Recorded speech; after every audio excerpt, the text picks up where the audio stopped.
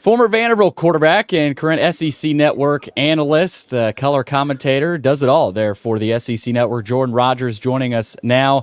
Jordan, let's hop right into it. We know you've got the James Franklin stories, and obviously George. You're familiar with George. Oh, yeah. Give us a Franklin story and maybe a little bit on your time at Vanderbilt here in Nashville. I think the first thing that stands out, I remember like it was yesterday, the very first team meeting we had with James Franklin. And mind you, we were coming off back-to-back 2-10 seasons. I was a part of the 2010 2-10 season. Mm-hmm. And we were just kind of a defeated team. Like there wasn't much confidence or anything. And James comes into the very first meeting, guns blazing. I mean, the energy was a 15 out of 10. And he's saying, we're going to win championships. We're going to go to bowl games and all this stuff. And we're kind of looking around going, has this guy ever seen us play? What? This guy's crazy. Like, what's he talking about? You can't come in here on first day. We're talking about winning SEC championships, competing at a national level. And there was just this confidence that he continued to bring every single meeting, every single day. And at first we were like, this guy's crazy. And then slowly but surely it started to just rub off on us. And I think that was the coolest part about that transition is just seeing the guys that were in that locker room for the bad seasons and just how much more confidence and how much more change we saw on the field because of what James was able to help us do. Let's bring that to now because doing a similar situation, 2-10 season, Clark Lee in year 4. What can we expect from Vanderbilt this year with a couple of new quarterbacks and a lot of new transfers that fans have to get used to? Yeah, no doubt. I kept going back to let's start on the offensive side of the ball. I think with Tim Beck and Jerry Kill coming over from New Mexico State and even Diego Pavia coming over, I went back and watched some New Mexico State film. Because I remember that 2011 season, we were just starting to turn the corner. I actually wasn't even the starter at the beginning of that year, but I had a package of plays where I was, more of a runner. I wasn't quite developed as a passer yet, so we leaned on kind of some of the quarterback-designed runs. Anything we could do to get creative in the run game. When I flip on the New Mexico State film, I see that. I see spread formations. I see a tight end or H-back being used in the run game. I see a quarterback that maybe isn't like the most dynamic or fast runner, but a willing and crafty runner. And he kind of reminded me of myself. Look, when you're at Vandy, you have to find ways to create an advantage, to steal yards, to keep drives alive in any way possible. And I just see an offense that I think can really help him do that. So I'm excited about that aspect of it. And then with Clark Lee taking over play calling, able to imprint his identity back on the day-to-day of that defense, I think is huge because we so quickly forget he was one of the best in the entire country at Notre Dame as a play caller. So I'm looking forward to him being more involved on a day-to-day with that side of the ball. All right, got a quarterback question. There's so much talent in the SEC. You've got some younger quarterbacks like Jackson Arnold and Nico Iamaleava, but you've also got some veterans like a Jalen Milroe, a Quinn Ewers.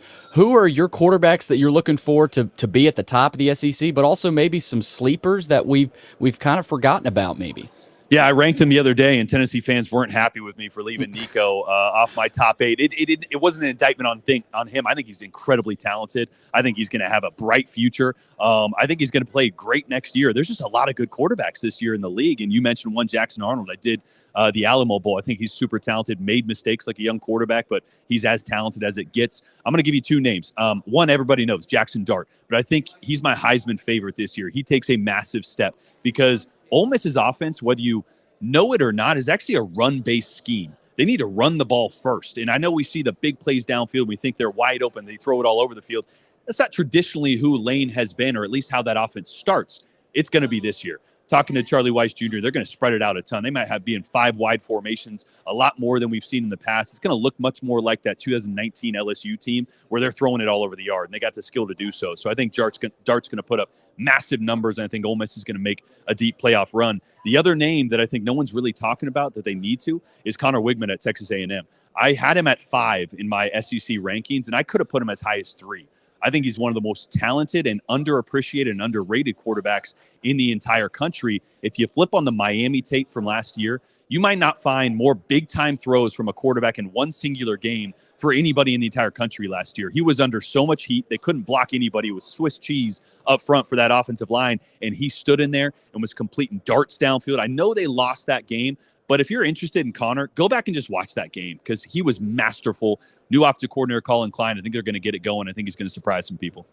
I want to go back on Nico here for Tennessee. Yeah. As a sophomore, right? Played in the bowl game, but didn't play last year. Do you think him not playing the entire season last year will hurt him? And we heard Josh Heupel at Media Days, right? He said, hopefully he's not finding out what this is like mid-season, right? What can we expect from him? And what do you think we see from Nico this year? If he hadn't played at all, I'd be a little worried. But that bowl game, I mean, he got a chance to go against a really good Iowa defense, and he balled out. I mean, so here's what I love about him, just from a quarterback standpoint. He's really fundamentally sound. When you watch him, the reason he's so accurate, especially to the perimeter, he brings his feet with him everywhere he goes. Every read he's going through, it's almost like Hendon Hooker. It's very mechanical in a way, and not in a bad way. It's just he's boom, boom, boom. I mean, his feet, his fundamentals, nothing changes no matter where he's throwing the football, which helps him be accurate. I think the differentiator for him, which is why I am very high on him, again, despite what Tennessee fans think and what they saw on Twitter and how they feel about me right now, his mobility, I think, is just even underrated. Like, he has some juice. And in that game against Iowa, you saw him not just escape up through the pocket, which sometimes can be really dangerous, is escape away, deep and away, and turn the corner on guys and run away from people. So that's going to be the element that is going to give teams fits, because Tennessee makes you cover 53 1/3, sideline to sideline. They spread you way out. And then when you have a quarterback that can really run and run away from you, now there's 5 or 6 guys in that box. Now it's a complete mismatch, and Tennessee has the advantage. So I love him.